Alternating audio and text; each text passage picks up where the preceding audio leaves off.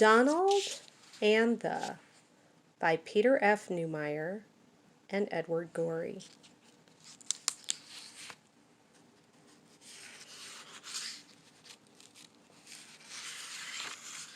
For Helen, Zach, Chris, and Dan.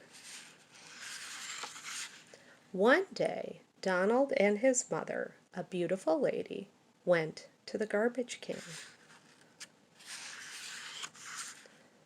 At the bottom, they found what looked like a white worm.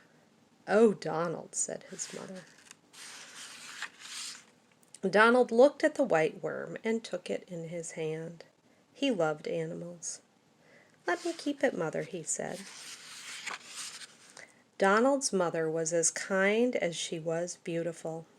She gave Donald an empty jar in which to put his worm. Donald gave his worm greens to eat. "Can it breathe?" asked Donald.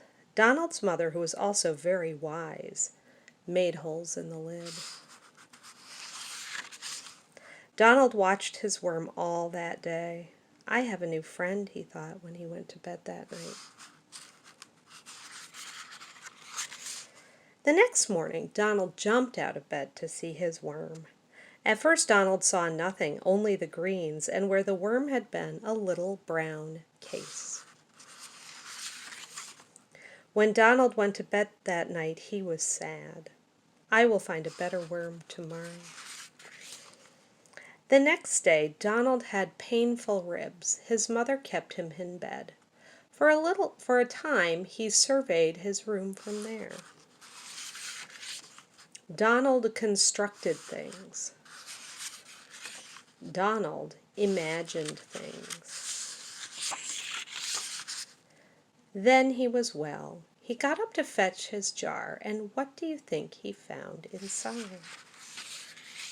The most beautiful rainbow-winged, furry-footed,